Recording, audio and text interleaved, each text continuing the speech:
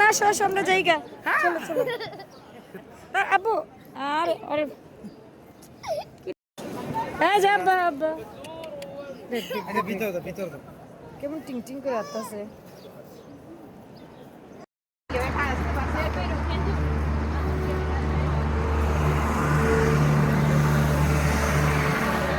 তাই বা দাঁড়া টাকা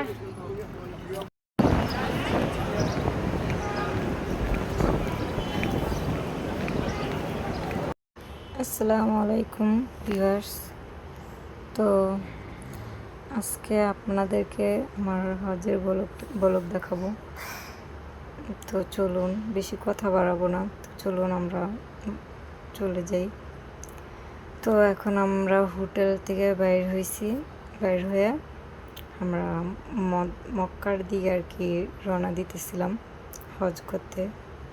তো চলুন যাই, আপনারা দেখুন। তো টাকা তাইবা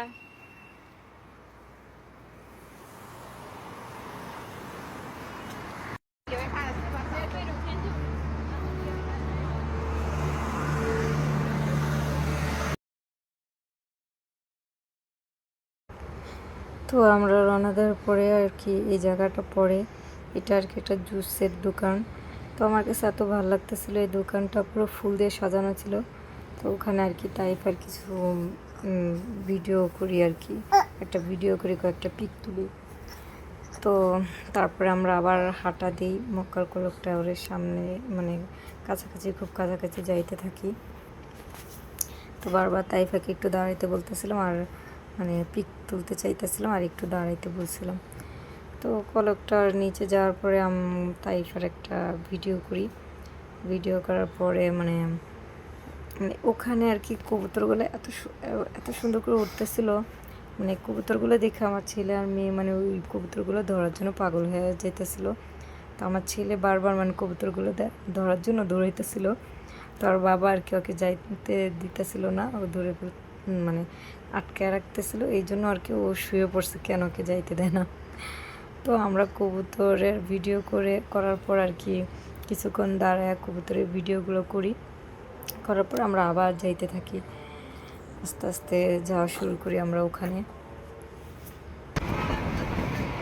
কি গুয়েডি তাই বা যা আনি তো পড়তি আস্তে বোরকাটা ধরে উঠলি তো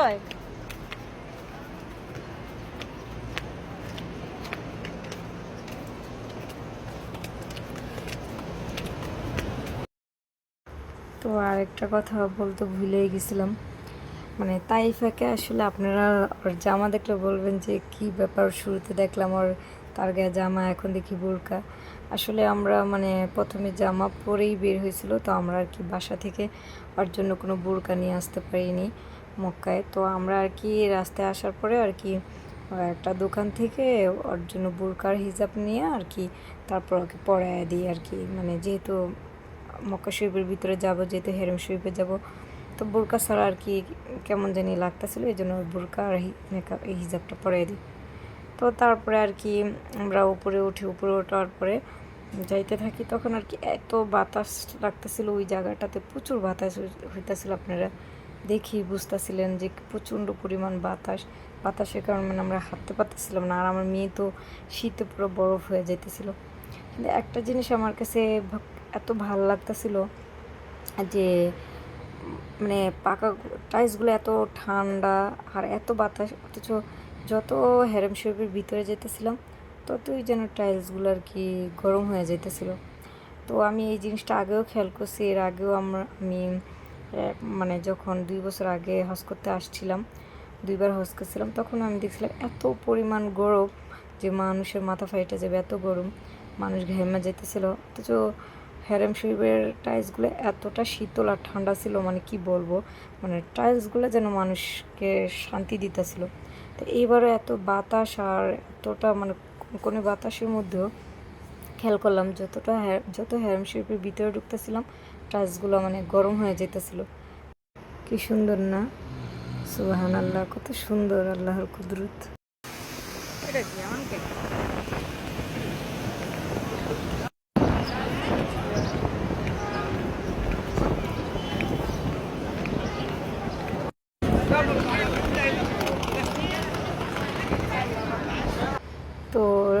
শরীফে খুব কাছাকাছি গিয়ে আর কি আমরা আব্দুর রহমানকে নামিয়ে দিই। তো সবাই ওকে আর কি খাবার সারতেছিল, কেউ কেউ বিস্কিট চকলেট। তো ও আর কি অচেনা লোকদের দেখে আর কি এই বিস্কুটগুলো নিতে চাইতেছিল না, পিছের দিকে সইরা যাইতেছিল, এই জন্য আর কি বারবার পড়া যাইতেছিল।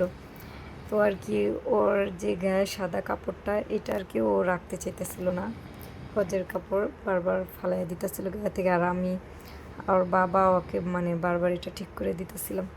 তারপর আর কি আমরা ভিতরে যাই, ভিতরে যাই কিছুক্ষণ মক্কা শরীফের ভিডিও করি। তো চলুন আপনাদেরকেও দেখাই। তো মক্কা শরীফে ঢোকার পরে আমি মক্কা শরীফের ভিডিও করে আমার মেয়ের কয়েকটা ভিডিও করি।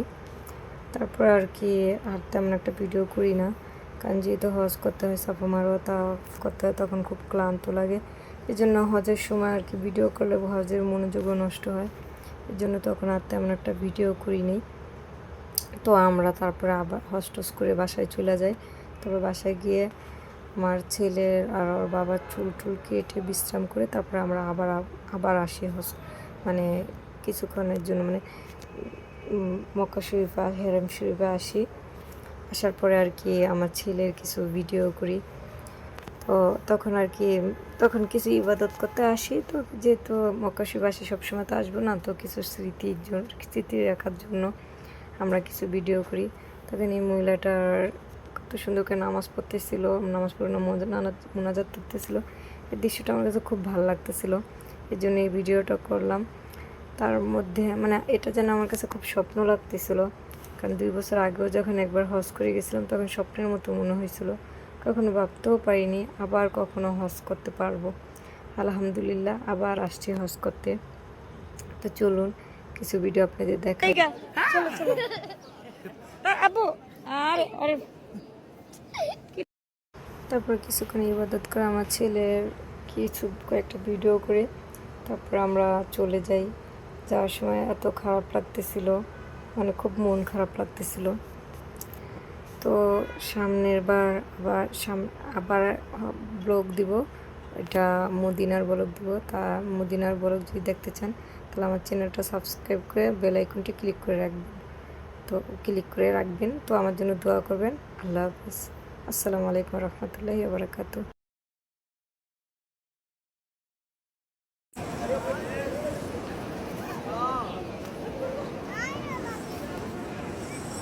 তাই বা